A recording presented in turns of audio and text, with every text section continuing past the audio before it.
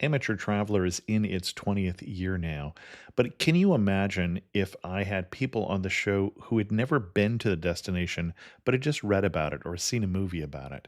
That wouldn't make any sense at all, and you wouldn't listen.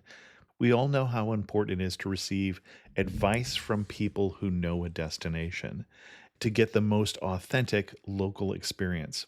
And a great option for experiencing this is Explore Worldwide and their authentic small group adventures, led by local tour leaders, perfect for solo travelers who want to meet like minded people with a desire for adventure.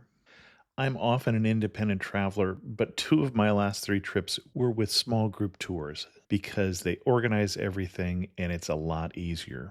If you want to recreate the tour I did to Malta, they have a Malta and Gozo Discovery Tour. I'm intrigued by one of their tours called A Taste of Sicily. The company again is Explore Worldwide and visit exploreworldwide.com to learn more. And thanks to Explore Worldwide for sponsoring this episode of Amateur Traveler. The nights are long, the days are short, and the weather is chilly to downright cold, depending on where you are. It's a good time to slip into a Quince iconic Mongolian cashmere sweaters, which start at only $50. You can treat yourself to everyday luxury at an affordable price with Quince. If you really want to dive into luxury, you can check out their leather handbags, washable silk shirts, and European linen sheet sets. Whatever you're looking for at Quince, all the prices are 50 to 80% less than similar brands, and they do that by partnering directly with top factories and cutting out the middleman. They only work with factories that use safe, ethical, and responsible manufacturing processes. And of course, they use premium fabrics and finishes for that luxury feel in every piece. But you've already heard me rave about my Quince travel pants. Treat yourself this winter without the luxury price tag. Go to quince.com/traveler for 365-day returns plus free shipping on your order. That's QUINCE.com/traveler to get free shipping and 365-day returns. Quince.com/traveler. And thanks to Quince for sponsoring this episode of Amateur Traveler. This episode of Amateur Traveler is sponsored by DK Eyewitness Travel Guides. These colorful guidebooks are filled with great information and are one of my favorite guidebooks. I have 20 of them here on my bookshelf. Learn more at dk.com.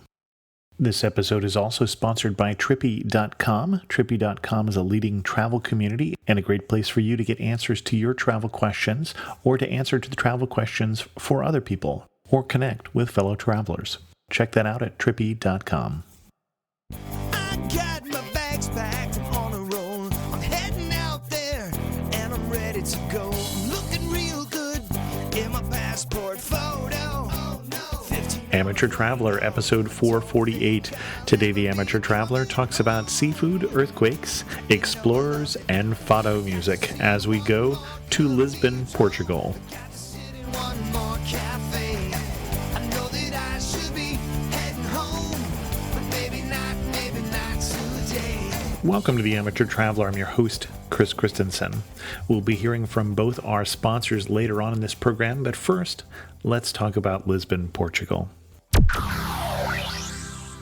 I'd like to welcome to the show Nelson, and I'm going to butcher Nelson's name here, but his last name is Cavallero.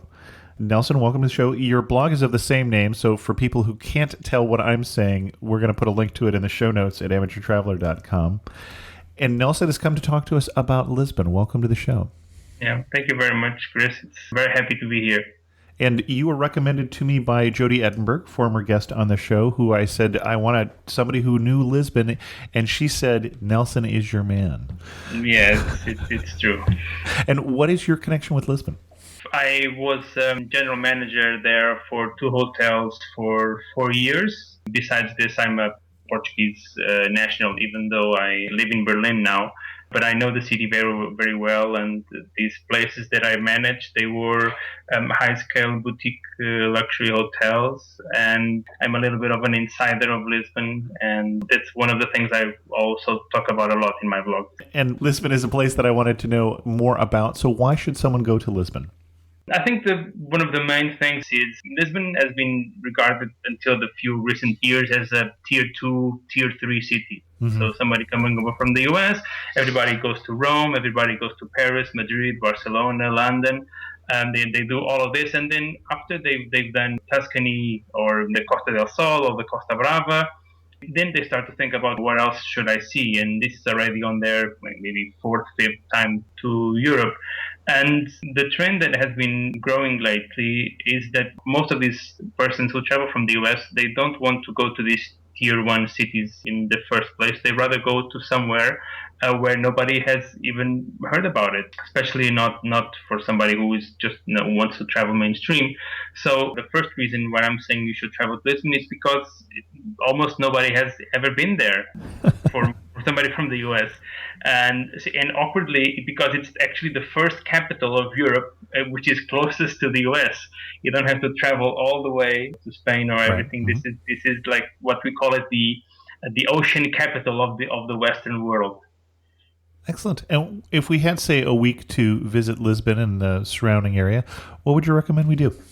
Lisbon is quite a small town. It doesn't have more. Actually, the center of the city doesn't have more than 800,000 people. So a week is a lot of time. I would recommend you do something else like besides these days, but I think we can catch on to that later on.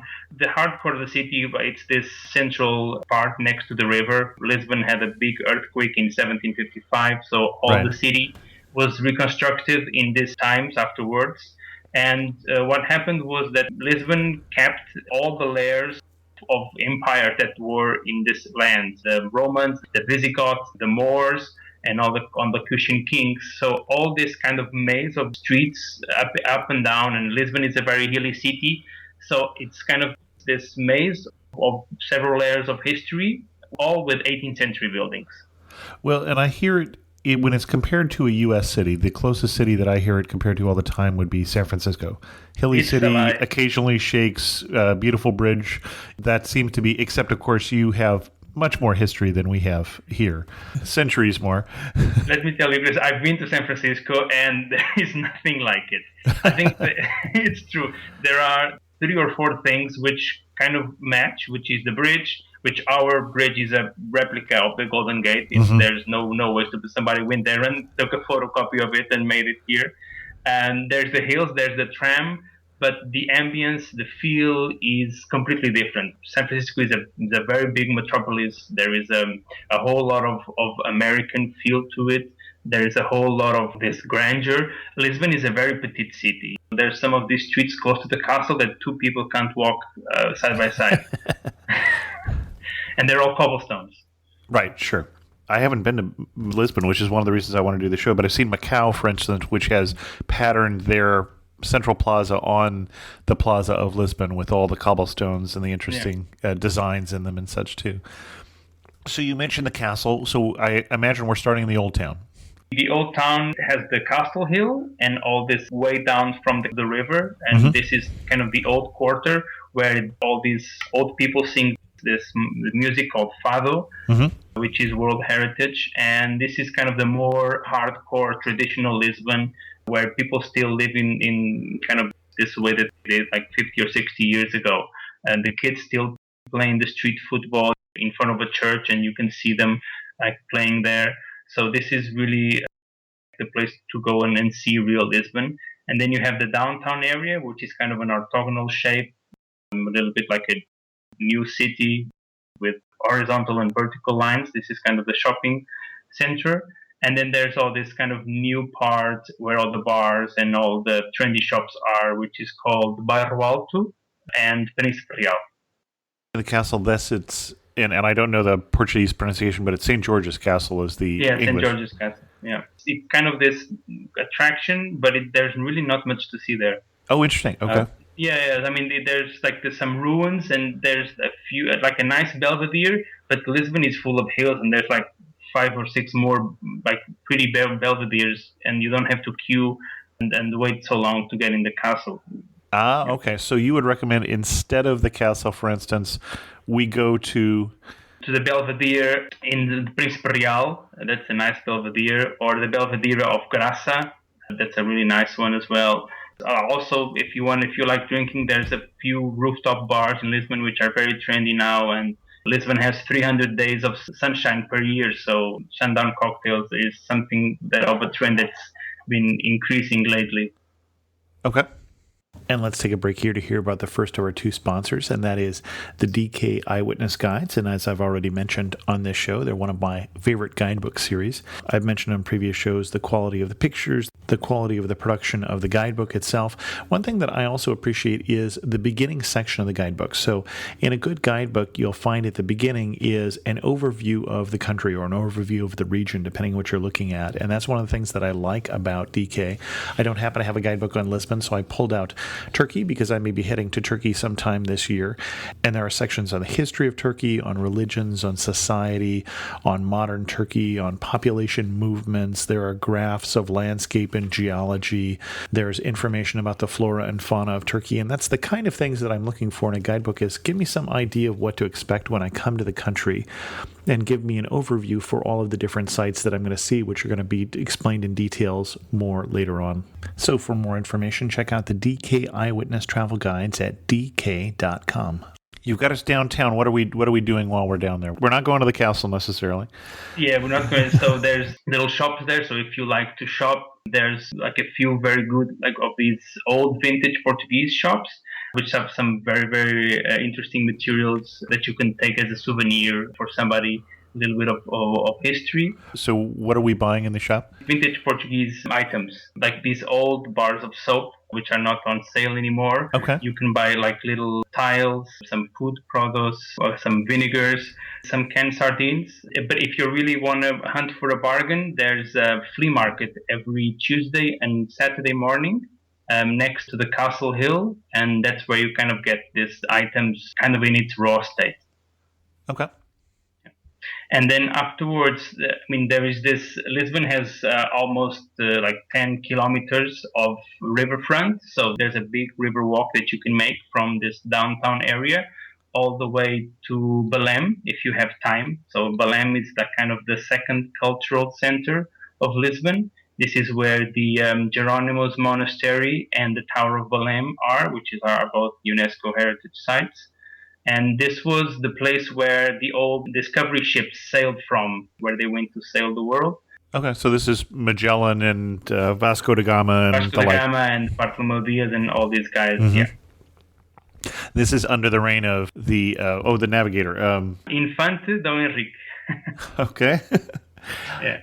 And you can tell that I speak no Portuguese. There is this kind of this cluster of this downtown area which I was speaking about, and then after this riverfront walk there is this second cluster. This is where you have like this long afternoon, people walking in the riverfront, some cycling, and this is where this second shop of the Belém pastries, this pastel de nata, which is kind of world famous Portuguese export. Okay, and I'm going to guess that we didn't tell people when we introduced you that Nelson is more than a little bit of a foodie. So I suspect we're going to have more than a few types of food that we should try while we're in Lisbon. Yeah, definitely. And we'll get into more why that is later on. But yeah, certainly. I mean, as we're here in Belém, I'll just start with this one. So there's this kind of a little custard tart that has like a phyllo pastry. It's not bigger than like half of your palm hand. And it's phyllo pastry, and it's got some custard in the middle, and it's kind of this national sweet. So there's this little shop which opened in the 18th century, and it's still open today. It's called Pastéis de Belém. And this is where you can get your kind of a sugar fix. I mean, food-wise, you have to think about that Portugal, and it has the biggest exclusivity zone for fish capture in the whole of Europe. Right. If you count as national territory, the territorial waters of Portugal, we are, I think, the third or the second largest country in Europe, even though like the land mass we're the 10th or something like this. So fish and seafood is my utmost recommendation, and the thing and I love more about Lisbon is that price-wise, I'm not saying that it's cheap. It's price-wise. You can get amazing quality food, amazing quality accommodation, and transport-wise, taxis, and it doesn't cost you the moon. It's definitely 10 to 15, 20% cheaper than Madrid, and not even speaking about London or Rome or anything else. Right, sure. So here you can really get worth for your money. And one of our main snacks is like one of like a 20 centiliter, like a pint of beer and a few prawns on a dish, and it costs you €3. So like $5. Right. Hmm. So it's incredibly cheap. And I'll just name a few places which are my absolute favorite, which I always recommend to everybody. I think the first one has to be Cervejaria Ramiro, which is kind of a Portuguese name for a brewery, and Ramiro, of course, is the name of the guy. And this is just one of these down to earth, very loud, very noisy, very busy environments where they open for midday and they serve seafood constantly throughout the whole day until the night. And you say cevicheria. Is that a place that is Cervejaria, not ceviche? Okay. yeah, from cerveja, from beer. Got it. Cervecheria. Yeah. Okay, that makes more sense. Yeah, it's always full, but if you go in the middle of the afternoon, it's kind of nice. Don't ever try and go there after 8 o'clock, because you're just gonna wait for an hour and a half, and it's gonna really it's gonna be a pain. So either go for lunch or in the middle of the afternoon, and just order some prawns, some stone crab, a big crab, some barnacles, and drink it with what we call green wine. Mm-hmm. Which is wine that's not fermented all the way to 12 degrees. They stop it at 9, 11. And it's made with this specific grape called Alvarinho, and it's very fresh. It's a little bit fizzy, it's fruity, and it goes very well with seafood. So go to Ramiro and have seafood and green wine. And you mentioned that they get busy, the first restaurant, after 8 o'clock, and so I'm gathering from that the dinner hour is shifted later again, like your neighbors there to the east.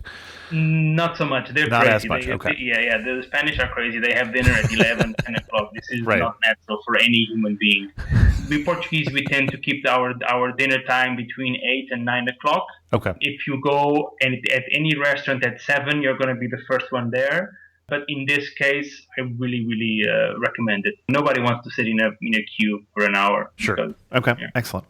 The second restaurant is called Ponto Final, and it's actually on the other side of the river. So there's the Tejo, and you need to take the boat, like the ferry boat, from the Cais do Sudeste station until Cacilhas.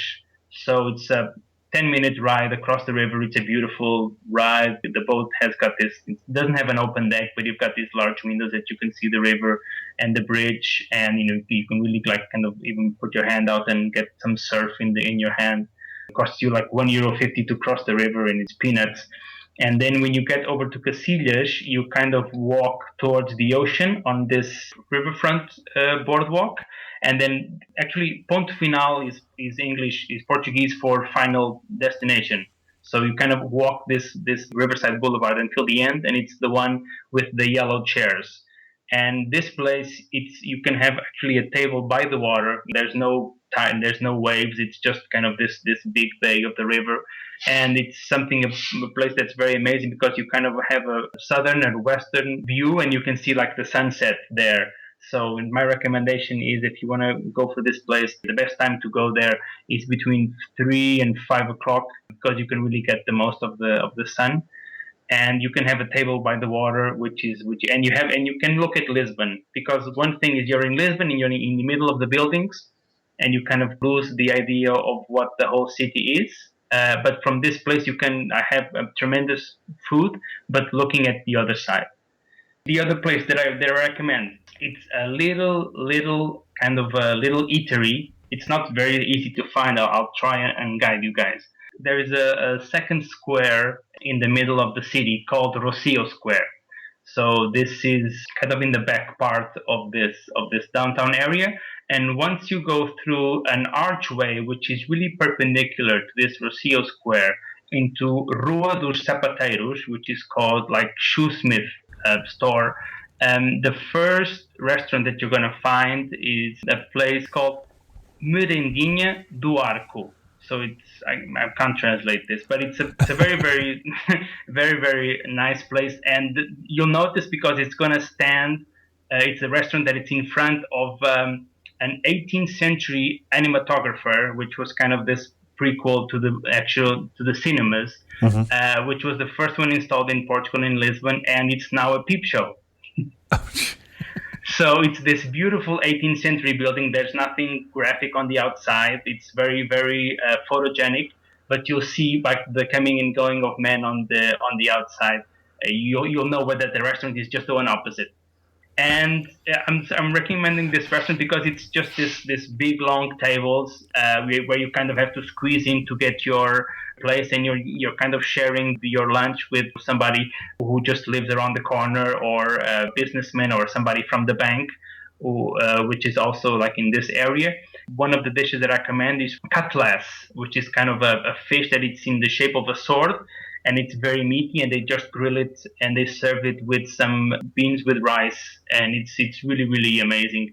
And they've got also a little nice liquor in the end. And you kind of go into this place and you kind of get this feel what it is like to be in a very, very small restaurant in Portugal, and this meal will set you back €10, and it's just incredible fresh food. Let's take a break here to hear about the second of our sponsors, and that is Trippy.com. Trippy is an online community where you can ask or answer questions about travel. And I say answer because one of Trippy's core values is karma. As they say, helpers are heroes. Our heroes are rewarded with thumbs up from the community, so share the love. We also protect our heroes with a strict no jerks policy. Anyone who makes the community less enjoyable for the rest of us will be shown the door. So remember that as you go over to answer this week's Amateur Traveler question of the week. And the question of the week for this week's Amateur Traveler is, what foreign city has made you feel most at home? To get to the right question, go to amateurtraveler.com/trippy4, and we'll be sharing your answers next week on the Amateur Traveler. Later on in this show, we'll talk about last week's question and your answers for that. So remember, for a great community to talk about travel or get your questions answered, trippy.com. In terms of some of the sites that you mentioned UNESCO World Heritage Sites a couple times already. How many different ones are there in the city? And the city there are two. It's the Geronimo's Monastery and the Belém Tower. Got it. Both worth visiting? Yes, I mean, Geronimo's Monastery is very nice. It's this big, big monastery, and you go inside. In the summer, you may find some queues. Mm-hmm. The Tower of Belém, not so much. You have to remember that this tower was actually in the middle of the river. It was kind of this building built in the 16th century to prevent the pirate attacks to the Portuguese trade ships. I was reading about some of the pirate attacks in the city, pirates taking 3,000 female and children hostages and things. So I can imagine why you would want something like that. Yeah, actually, it's a very funny story because we have the oldest country treaty of mutual defense, which is between the UK and Portugal, was celebrated in the 14th century, 13 something. But they were the biggest looters of the Portuguese ships coming over from India. Sure. Because for Mr. Drake and Queen Victoria, Francis Drake was the big pirate. Right. It was much easier for them to loot the Portuguese ships off the coast of Portugal and actually sailing for their own all the way to India and coming back. So you've had a more complicated history with the English, let's say. Yeah, I mean with English, with the French, and mostly with the Spanish. Mm-hmm. We've been invaded by them. I don't know, maybe 100 times in the last 500 years. we were actually ruled by them for quite some time during the 17th century. Yeah. Well, and I also think of more recent history, the English and the Portuguese standing against the French and Napoleon armies. Yes. I know what Wellington said at the Battle of Waterloo is he really missed his Portuguese allies who he'd fought beside for many years. So yeah. It was a very, very hard time because that was the time when the royal family escaped with all the crown's wealth to Brazil, and Portugal was left without a rule. So we had the Napoleon army and the Spanish army ruling us again. But actually, funny enough, there was all this history about defense and all the connection with English. But when we regained sovereignty of our crown, it was actually the British ships which let the French people go with all their loot. So they were actually transported in British ships. There's history has this way of telling stories in a kind of a melodic, in romantic way. But when you really kind of go through the facts of it, it's a little bit different. But anyway. And you mentioned the summertime, when is the best time to come to Lisbon? Spring and summer. You have to remember that this Lisbon is a small town with narrow streets and hilly streets, Yep. and it's best seen from the outside. It's getting a pair of comfortable shoes on and just kind of walking your way up and down the hill every day, which kind of makes it a little bit hard to like if you're going in the winter when it's raining, because it does rain a lot, even though temperatures don't go below like 5 or 6 degrees in the winter, but it rains a lot. And if you have to kind of carry an umbrella and you can't see the map and all the sites are damp, I wouldn't recommend it really. I think Lisbon, you can take the best time of it, spring and summer, and the pinnacle being when the local saints festivities happen, which is in June, on the 12th of June. And tell me more about that. Yeah, because that was going to be one of my questions: is festivals and good times to go from that point. Every city in Portugal has a patron saint, and Lisbon is patron saint is Saint Anthony. And there is this big festivity which takes place from the night of the 12th to the 13th. So this is the night when it's a free for all in Lisbon, especially this downtown area. All the streets are closed off to cars, to circulation, and everybody, I mean literally everybody, brings out a charcoal grill to their door, and they start grilling sardines and they start grilling pork steaks and sausages. And you kind of just walk and you ask how much it is, and you buy one, and people sell beer, and it's just this big massive street party everywhere. I mean, something like 2 million people on the streets, and it's just crazy. But it's a whole lot of fun. So 2 million people in the streets, but there's only 500,000 people in the city. Yeah, so because everybody's coming in from the suburbs. Everybody's coming in from the outside and from the suburbs, and this whole city gets clogged. But it's nice. It's a nice fun because everybody's got their own little place, and they play music, and there's fado singing, and you can dance, and you can have a beer, and this goes on from the middle of the afternoon until late night in the evening. But it only happens once a year, on the night from the 12th to the 13th of June. Okay. And then I was interrupting you. You were taking us on tour through the city. So there's a few other places which I would recommend to go, especially if you're interested in museums. One of them is the Calouste-Gulbenkian Museum, which is this gentleman from Armenia who got exiled in Portugal after the Second World War, and he was kind of an oil tycoon. He was the one that managed the lease contracts between the British and the Americans to the oil fields in the Ottoman Empire. Okay. So he was worth, at the time, maybe $500-600 million. He ended up getting sick and dying in Portugal and left all his fortune to this foundation and all his private collection of arts in this beautiful museum. If I have to recommend one museum, it's this one. It's the Calouste-Gulbenkian Museum, which is very, very interesting. I mean, a few other things that you can do. I mean, if you like to go around and discover a little bit more of this side art, this kind of street art scene, in the Bairro Alto and in the Príncipe Real area, there's like a whole lot of these little ateliers. Excellent. Otherwise, what I was saying before, if you're kind of going to Lisbon for a week, I would say you leave like 4 days just to tour Lisbon. And I would recommend that you go to kind of this nearby place, which is called Sintra and Cascais.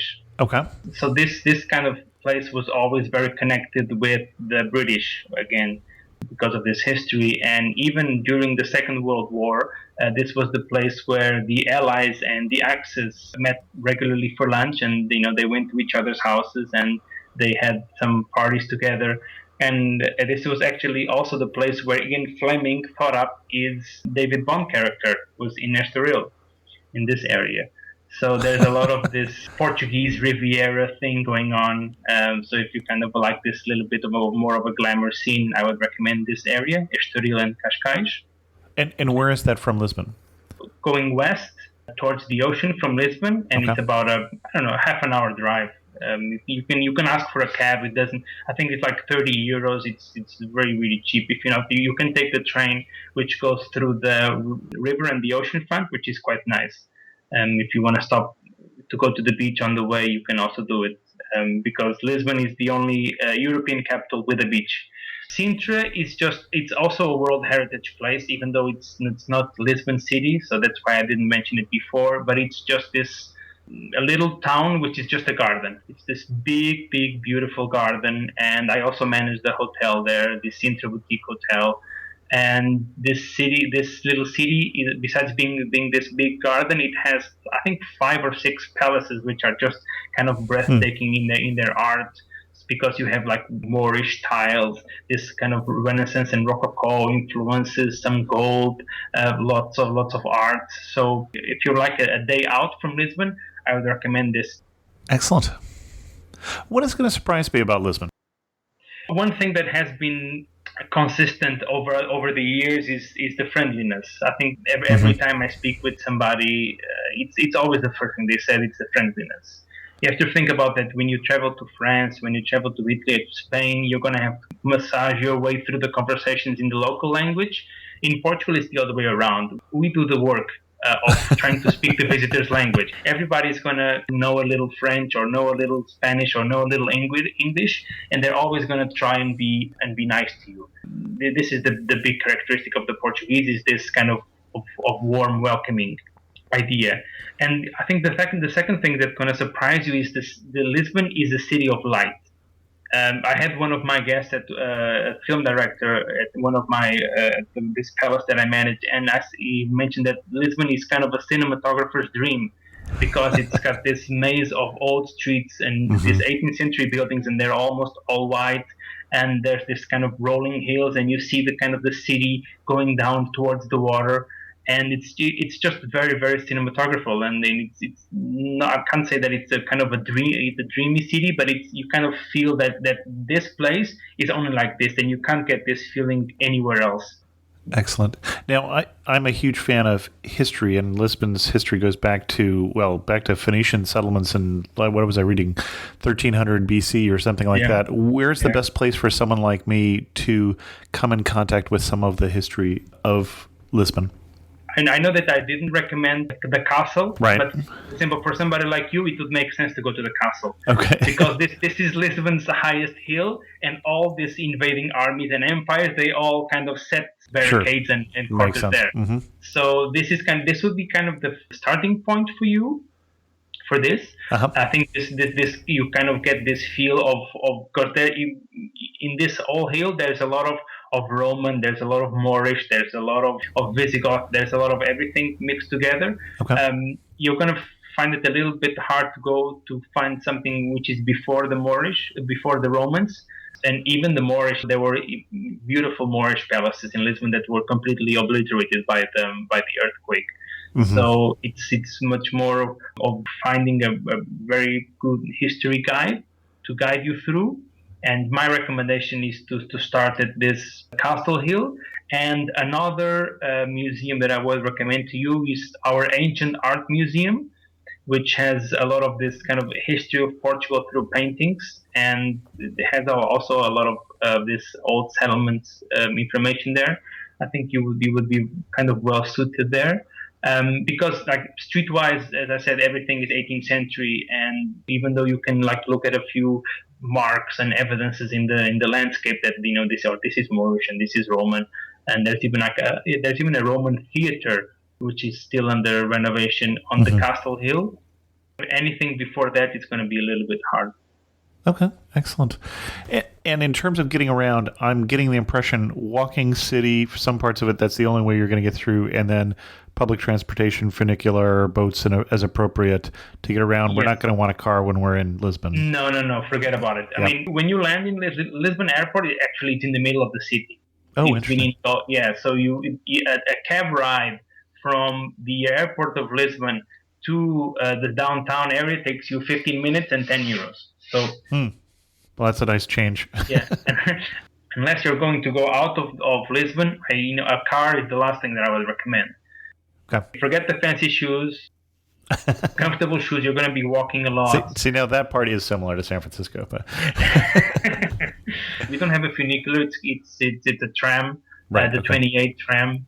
No, sorry, no, I'm wrong. We have a funicular, but it's another. It's like a very very short one. So Uh-huh. one thing that I wouldn't recommend you do is to take this hop on hop off touristic bus, because this bus doesn't go anywhere in these narrow streets, and it's Sure. just going to Just can't. take you. Yeah, just can't. So you might as well just buy a ticket on this 28 tram and take it from where you are, and because it goes on this loop, so you just go around once and you can just see the city from there, and it's more than enough.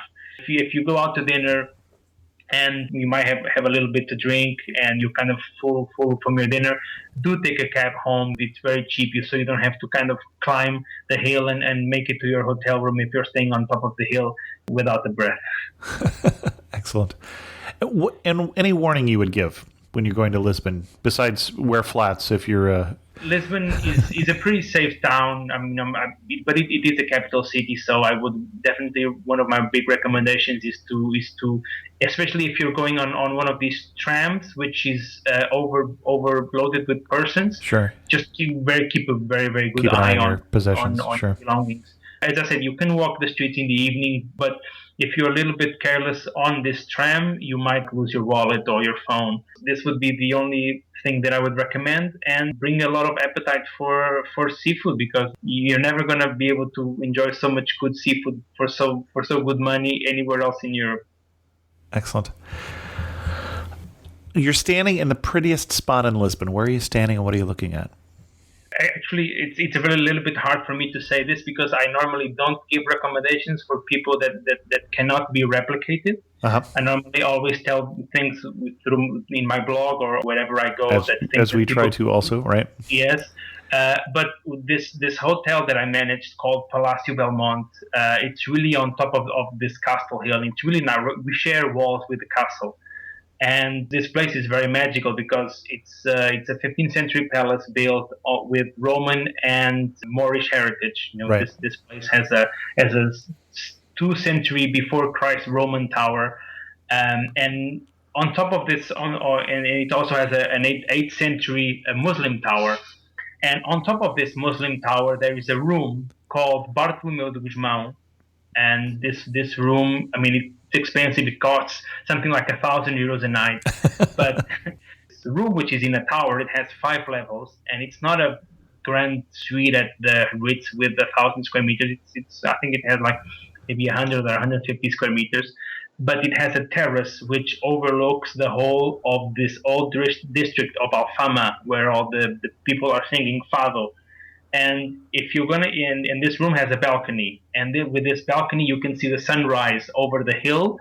And this is one of the pictures I have taken in my blog, which is sadly most oftenly stolen and used in other content, because it's this beautiful red sunlight photo taken from the top of this room. I took it when I was working there.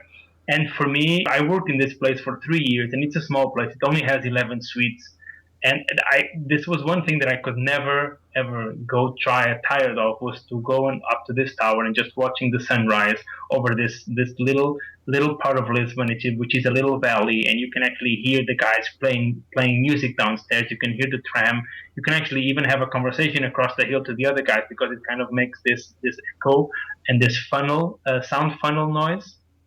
And you can just really see you see a big monument there on the back, and you see the little houses, and you see just this kind of a little bit of this still life, which is this Portuguese life. And there's no skyscrapers, there's no buses, right. There's nothing. It's just this little bit of peace and quiet, with the sun coming over this big bay that the Tagus makes next to the city.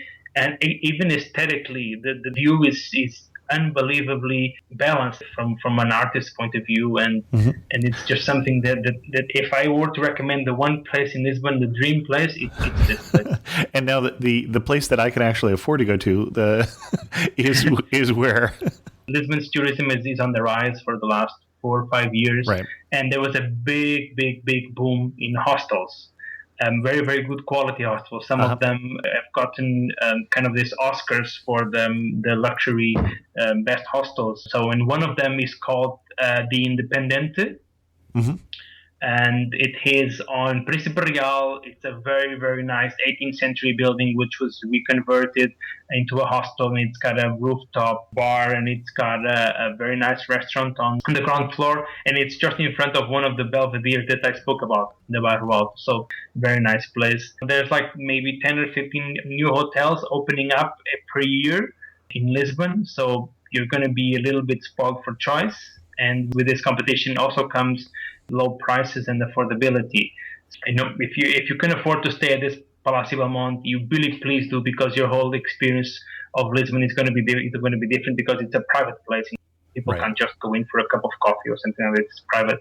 If you can't afford it, I would really suggest that you either stay in this hostel called Independente, or you stay in a hotel called Valverde, which is in this new area, Avenida da Liberdade.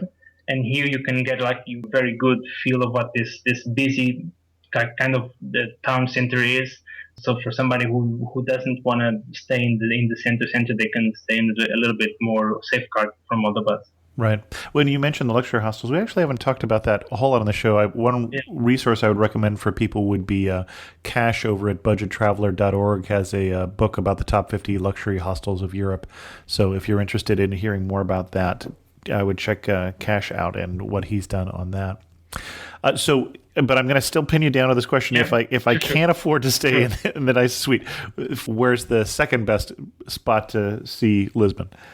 Okay, I'll give you two choices. Okay. One of them is this second restaurant that I spoke about, Mhm. on the other side of the river. Right, the one over at the last restaurant The last restaurant. So this is a very good place because you can see the whole of Lisbon with the and yellow. the yellow chairs and tables. This is a really nice place because you can see Lisbon from the whole of Lisbon Okay. from the other side. And you Right, can right, have okay. and you can see the bridge, and the bonus is that you can have like a nice food with it. The second place that I would recommend to you is a bar called Park. Okay. So this is one of the trendy new places of this rooftop bars in Lisbon, and it's really on the top of the kind of the fashion shopping hill called Chiado. And this Park bar in itself is nothing special. It's called Park because it's the last floor of a parking building, which was made next to a church. But if you pass on that, when you get up to the top floor, the view is just breathtaking. And the most important thing about this is that it's filled with this kind of new life, new trendy people of Lisbon. So if you're into this, this is one of the best places if you want to go out and meet somebody new. There's all these kind of new characters, new guys who are working in Lisbon and have their own businesses and just go there for a gin at the end of the day, or any other cocktail. This is another place that I would recommend to see Lisbon on the sunset, of course. Excellent. As we start to wrap this up, I've got maybe 3 questions left, but before I get to them, anything else we should know before we go to Lisbon? Lisbon is this very kind of small space, and if you're expecting anything grandeur like you saw in the other cities in Europe, this Mhm. is a little bit different. You have to think about that Portuguese people are very quaint, and they don't like really to show off a lot. So what you're going to see is kind of this beautiful places through its simplicity and through its very, very distinct lines and colors. It's not going to be gold leaf everywhere. It's not going to be jewelry. It's not going to be this big buildings with like 1,000 ornaments or with 1,000 statues as is Rome or Vienna or this thing. This is a down to earth country. It's a down to earth city. It's really kind of made to be enjoyed on the basic pleasures of life, which is walking through the streets, eating like street food and drinking a beer or eating a prawn or drinking some wine without too much of a fuss. Okay. One thing that makes you laugh and say only in Lisbon. When I was taking the train in Lisbon, and actually the ticketer had like a little bit of, how can I say, an alcohol stench in the early morning. So I'll tell you this: it was not like he wasn't drunk or anything like this. It's because there is this little liquor called ginginha, Mhm. and it's this sour cherry liquor, fermented sour cherry liquor. It's not so much like 18 degrees. It's a little bit sweet. and people just have it as a little shot before in the morning. You have your breakfast, then you have your coffee, and then you go out. And before you go to work, of course, not if you work in a bank or anything like this, but this kind of a little job, you have this little thing because it's embedded in the culture. And this guy has been doing this for 50 years, and you can't just go there and say, "Hey, Mr. John, you can't do this anymore." And you get there and you get this smell, and you know what it is exactly. It's this sweet smell from the liquor, and this only happens in Portugal. And finish this sentence for me. You really know you're in Lisbon when what? When you're looking at one of the Belvederes, Okay. The and towers. one of the towers, and you've had some seafood and you've had some wine for dinner, and you kind of are looking at the city skyline, and there is this melodic We got the fado music in the background the here. fado music in the background. Excellent. And I think maybe a little bit corny or kitschy if you're somebody like who's listening to this, but this is how we are. We are a very sentimental, a very touchy-feely kind of nation. And if you not going there to kind of let yourself loose and kind of be influenced by this, then honestly, I recommend somebody else going somewhere else. Then go to Spain. Yeah, of course. For me, this is it. Standing on one of the Belvederes, it's maybe a sundown or any other part of the town, and you just feel this enormous satisfaction within you because you've had this amazing seafood dinner and you have a little wine, and there's somebody playing a guitar and singing fado in the background, and it's a very melancholic music, and you just kind of think about how beautiful life is and how beautiful this city is and how lucky you are to be with your significant other at this time, or you think about what else can happen in your life. And I think this is one of the best things Lisbon has to offer. Excellent. Last question. If you had to summarize Lisbon in just 3 words. Light, quaint, and youth, I think. Youth. Okay. Yeah. Interesting. Yeah, and the youth. Yeah. Excellent. Where can people read more about your travels? They can go to my blog, nelsoncarvalheiro.com. This is where I post most of my journeys and travels, and they can also follow me on Facebook or Twitter. Excellent. And I promised that we would mention your connection with food and travel here at the end. Tell people a little bit about what you're doing right now. I'm the ambassador for the blogging community for the Portuguese Food Travel Association. So I kind of make the connection between what this association is trying to do in promoting travel in Portugal through its food and the blogging community. Just recently, we had a blog trip with 5 bloggers from India, Hungary, Brazil, US, and Spain, and they went around the country for 2 weeks. We sponsored this whole journey where they really get to see Portugal through its food. And the most exciting thing that I'm doing right now was I did a trip for 4 weeks earlier this year where I saw the whole of the country with a photographer, and we're going to launch now at the end of the year the Portuguese travel cookbook, which I've just finished writing this week. Oh, excellent. Excellent. Yeah. Our guest again has been Nelson Caballero. Yeah. Well. And thank you, Nelson, so much for coming on the show and telling us about your obvious love for Lisbon. Thank you very much, Chris. It was a pleasure. And if anybody wants to get some more information, just send me an email. I'm always very happy to reply. Or if anybody wants to stay at Palácio Belmonte and doesn't afford the 1,000 euros, let me know. Get us 10% discount or something. Yeah. Excellent. Thanks very much. Okay, my pleasure. I wanted to encourage you to go and check out passportswithpurpose.com. Passports with Purpose is a charity program that goes on every year at this time, supported by travel bloggers or podcasters like me. It's a way you can support a great charity effort, and while you're doing it, get a chance to win valuable travel prizes. So Passports with Purpose is something that I've been involved with here for the last, 5 years. So check it out, passportswithpurpose.com.